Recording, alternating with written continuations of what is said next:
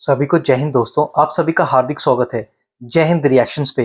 आशा करता हूँ कि आप सभी लोग बहुत अच्छे होंगे। तो आज हम आपके लिए एक इंपॉर्टेंट और एक दमदार वीडियो लेकर आए जिसमें आप देखेंगे पाकिस्तान के मशहूर पत्रकार आरजू काजमी और भारतीय मौलाना साजिद रशीदी के बीच में एक दमदार और एक तगड़ी डिबेट, जहां पे आप देखेंगे आरजू काजमी के सवालों का क्या रशीदी देते हैं सीधा जवाब, जो हमेशा की तरह बनाएंगे गोल गोल जलेबी। तो ये वीडियो काफी मजेदार होगी, आपको बहुत कुछ जानने को मिलेगा, तो इसे अंत तक देखें और चैनल पे नहीं है तो चैनल को सब्सक्राइब कर दें और वीडियो को हाइप दे दें। तो चलिए पहले इस वीडियो को देखते हैं और अंत में इसके बारे में बात करेंगे। जय हिंद, जय भारत। पाकिस्तान का मैच हुआ, आपके ख्याल जी। से होना चाहिए था या अभी नहीं होना चाहिए था? ये नहीं, हिंदुस्तान पाकिस्तान का मैच होना चाहिए, क्यों नहीं होना चाहिए। देखिए, किसी भी मुल्क के साथ में हमारे कितने भी रिश्ते बिगड़ जाएं, बातचीत के रास्ते कभी बंद नहीं होने चाहिए। उसकी वजह क्या है, आपको याद दिला दूं मैं, 1987 से पहले हमारे हिंदुस्तान पाकिस्तान के रिश्ते अच्छे नहीं थे। जनरल जियाउल हक ने मैच देखने की हिंदुस्तान से दरखास्त की कि मैं नई दिल्ली में बैठकर, स्टेडियम में बैठकर मैच देखना चाहता हूं। उस वक्त वो फिर दिल्ली आए और यहाँ के प्राइम मिनिस्टर और उन दोनों ने बैठकर मैच देखा। जो रिश्तों में तनाव था, खिंचाव था, वो कम हुआ, बर्फ पिघली, हालात अच्छे हुए।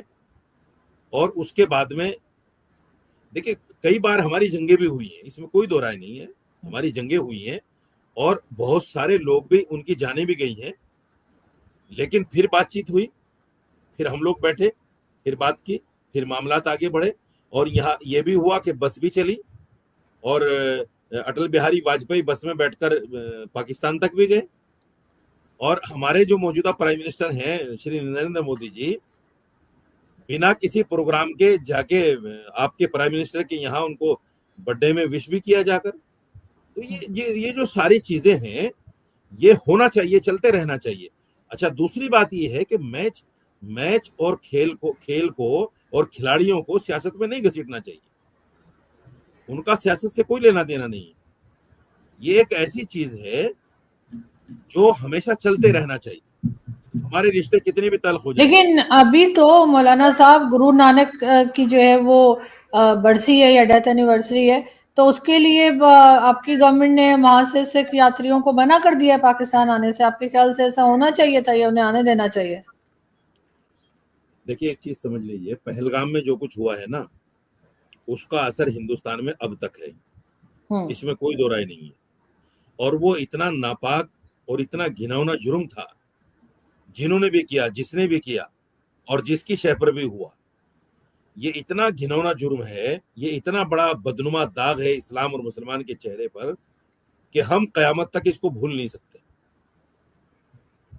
आप ना कलमा पढ़वा कर किसी को मार रहे हैं, आप नाम पूछ रहे हैं, आप कपड़े उतरवा कर देख रहे हैं। ये इतना घिनौना चेहरा है उस आतंकवाद का, उस जुल्म का। इस्लाम तो इसकी कतई इजाजत नहीं दे सकता, इस्लाम बिल्कुल इजाजत नहीं दे सकता। जिन लोगों ने किया है वो मुसलमान हो ही नहीं सकते, वो तो आला दर्जे के काफिर और मुशरिक हैं जो इस्लाम के खिलाफ काम कर रहे हैं। इसलिए पहलगाम का जो असर है वो अब तक हिंदुस्तान में लोगों के दिलों पर है। और यही वजह है, आपने देखा होगा, मैच जब हुआ उसके 2 दिन पहले से हमारे यहाँ डिबेटें शुरू हो गई थी टीवी पर, और बहुत सारे लोग धरने प्रदर्शन कर रहे थे। इसलिए आपने ये भी देखा होगा कि मैच हम जीत भी गए, लेकिन मैच जीतने के बाद में दोनों खिलाड़ियों ने हैंडशेक नहीं किया जी। ये उस गुस्से को दर्शाने वाली कहानी थी। रही बात ये कि भाई गुरु नानक की जयंती पर लोगों को क्यों नहीं जाने दिया जा रहा है। देखिए, सरकार की जो पॉलिसी है, जैसे मैंने पहले कहा था, उस पॉलिसी में मुझे दखल देने का कोई अधिकार नहीं है। मगर आप दिया करते हैं मौलाना साहब, आप करते ही हैं। आपका और काम क्या है? आप तो पूरा दिन बैठ के अपनी सरकार के कामों में बात किया करते हैं ना, अपने एडवाइसेस दिया करते हैं, एतराज भी किया करते हैं। मैंने बहुत बार आपको टीवी पे देखा है। और जहां तक आप ये कह रहे हैं कि पहलगाम के लोग जो थे, जिन्होंने अटैक किया था, वो मुसलमान नहीं हो सकते, तो आप उन्हें कैसे इस्लाम से बाहर निकाल देंगे? भाई वो मुसलमान ही थे और वो इस्लाम को ही नाम लेकर मार रहे थे। उन्होंने नहीं, कलमा पढ़वाया, उन्होंने उनके कपड़े उतार कर चेक किया। आप ऐसे कैसे, यहाँ पर भी यही है, जब कुछ हो जाता है कह देते नहीं इनका तो इस्लाम से कोई ताल्लुक नहीं है, तो मुसलमान है ही नहीं। आप कैसे वो मुसलमान ही है, और इतना जुल्म, इतना इतना बेदर्दी से लोगों को मार देना जो है वो अक्सर मुसलमान ही करते हैं। अब आप उन्हें नहीं, ना नहीं, मानिए सुनिए, मुसलमान, वो एक अलग बात है, लेकिन ये कि अर्जु वो थे तो अर्जु वो मुसलमान ही, और वो इस्लाम अर्जु के नाम पर ही मार रहे थे। अर्जु एक बात समझिए, मोहम्मद साजिद मेरा नाम है। अगर मैं इस्लाम को प्रैक्टिस में नहीं लाता, इस्लाम की बात को नहीं मानता, तो मैं मुसलमान नहीं हूं।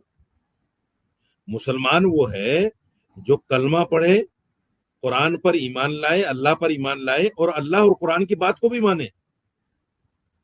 सिर्फ मुसलमान नाम रख देने से कुछ नहीं होता। कुरान ये कहता है कि जिसने किसी बेगुनाह इंसान को कत्ल कर दिया, वो ऐसा है जिसने पूरी इंसानियत को कत्ल कर दिया। क्या कहेंगे आप? इस्लाम है ये?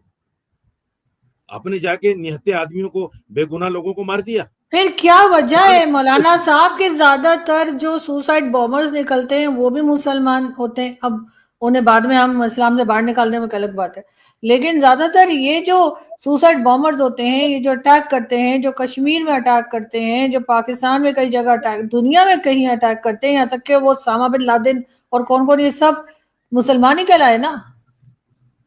देखिए, एक चीज फिर मैं आपको समझाता हूँ। मुसलमान वो है जो इस्लाम को माने। इस्लाम में सुसाइड बम्बर बनने की किसी को इजाजत ही नहीं है। कुरान ये कहता है, हदीस ये कहती है कि ये जान, ये जिस्म अल्लाह की अमानत है। इसको आग में जलाकर, पानी में डुबोकर, या अपना गला रेत कर खत्म कर देना, या बम बांधकर सुसाइड कर देना, ये अल्लाह के हुक्म की खुली खिलाफ वर्जी है। खुली खिलाफ वर्जी है। तो जो आदमी अल्लाह के हुक्म की खिलाफ वर्जी करता है, वो कैसा मुसलमान है? आप मुझे बताइए।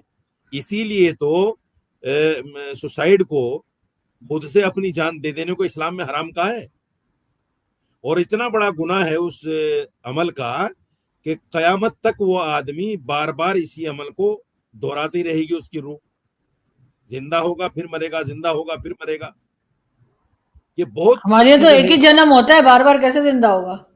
नहीं, मरने के बाद की कह रहा हूं मैं। मरने के बाद जैसे वो मर गया, उसकी रूह के साथ कयामत तक यही चीज दोहराई जाती रहेगी, रूह के साथ में। मैं ये नहीं कह रहा हूं कि दोबारा जमीन पे आएगा या दोबारा पैदा होगा। उसकी रूह को यही अजाब दिया जाएगा। मैं ये कहना चाहता हूं कि जो भी सुसाइड बम्बर बनकर, इसीलिए तो हम पाकिस्तान का जो जो लोग कहते हैं हम जिहाद कर रहे हैं, हम उसको जिहाद थोड़ी मानते हैं। वो तो आतंकवाद है, आतंकवादी हैं ये लोग। कश्मीर में जो कुछ हो रहा है जिहाद के नाम पर, हम उसको जिहाद थोड़े कहते हैं। इस्लाम उसको जिहाद थोड़े कहता है, आतंकवाद है खुला। दोस्तों मैं कहता हूं ना कि मौलाना से अच्छी जलेबी कोई नहीं बना सकता। आरजू काजमी सीधा सीधा सवाल पूछ रही है, पर मौलाना हमेशा बातों को जलेबी की तरह घुमाता रहता है। अब मौलाना कहता है कि भारत और पाकिस्तान के बीच में क्रिकेट का मैच होना चाहिए, तो मेरी बात का जवाब दो मौलाना।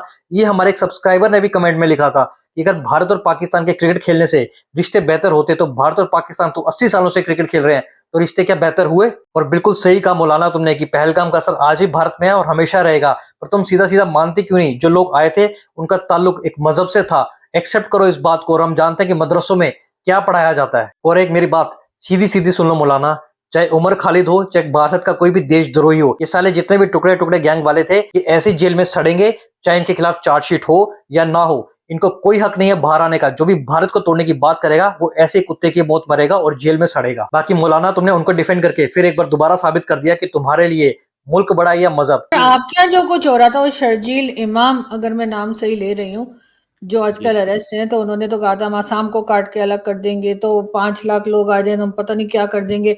आपको, आपके ख्याल से क्या वो मुसलमान है? क्या वो जो बातें कर रहे थे, जिस तरह से एक तरह से टेररिज्म एक्ट उनके ऊपर मेरे ख्याल से लगना चाहिए, या शायद लगा होगा, तो क्या उनकी बातों को आप सपोर्ट करते हैं जो कुछ वो कह रहे थे? देखिए, उमर खालिद और शर्जील इमाम दो नाम है, और दोनों पिछले 5-6 साल से जेल में हैं। एक बात बताऊं आपको अफसोसनाक, अभी तक उनके खिलाफ चार्जशीट नहीं हुई। अभी तक उनको ये नहीं बताया गया कि तुम्हें किस केस में अंदर डाला गया है। क्यों? चार्जशीट नहीं है, क्योंकि वो वीडियोस तो हमने देखी है, यहाँ से उनकी वीडियो सोशल मीडिया पे करती सवाल रहती है। वीडियोस की नहीं है, सवाल ये नहीं है कि उसने क्या कहा क्या नहीं कहा। बड़ी विडम्बना और बहुत अफसोसनाक पहलू ये है कि एक आदमी 5 साल से जेल में है और उसके लिए अभी तक चार्जशीट नहीं हुई। उसको अभी तक ये पता नहीं है मैं किस जुर्म के पादाश में यहाँ जेल में सजा काट रहा हूं। तो उस पर ऐसे केस पर तो बात ही नहीं की जा सकती जब उसके ऊपर केस ही नहीं है कुछ भी अभी तक। तो फिर बंद कैसे कर रखा है? पता नहीं कैसे बंद कर रखा है, पता नहीं कैसे बंद कर रखा है। लेकिन आप क्या समझते हैं, जो उनकी वीडियोस गर्दिश कर रही हैं सोशल मीडिया पे, आपके ख्याल से क्या उन्होंने ठीक बात की थी? क्या ऐसी बात करनी चाहिए थी उनको? नहीं, सवाल ये है कि वो प्रूव तो हो कि हाँ भाई की थी या नहीं की थी। वीडियो में बोल रहे हैं, वो वीडियो में देखे ना आप, मैं भेज देखिए, दूंगी वीडियो आपको में अगर आपको चाहिए। आरजू, आप भी वीडियो से जुड़ी हुई हैं, आप भी चैनल चला रही हैं, वीडियो में क्या कुछ नहीं हो सकता।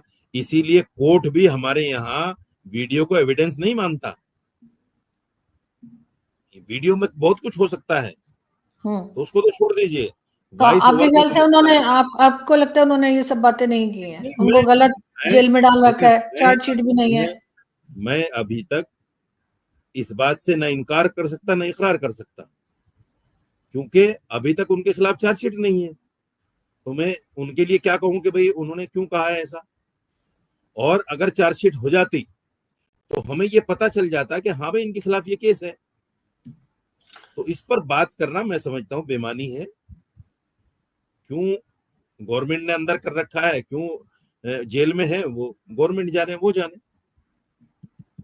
बिल्कुल। दोस्तों, आशा करता हूँ कि वीडियो को आपने अंत तक देखा होगा और हमेशा की तरह आपने देखा कैसे आरजू काज़मी सवालों का मौलाना ने दिया गोल गोल जवाब। तो ये वीडियो अगर आपको मजेदार लगी है, इसे लाइक और शेयर जरूर कर दें, और इंटरेस्टिंग लगी है तो इसे हाइप जरूर दे दें, और चैनल पे नए हैं तो चैनल को सब्सक्राइब कर दें, ताकि हम आपके लिए मजेदार, लेटेस्ट और इंपॉर्टेंट वीडियोस लाते रहें। तो चलिए फिर मिलेंगे ऐसे किसी इंटरेस्टिंग वीडियो में, तब तक अपना ध्यान रखिए। जय हिंद, जय भारत।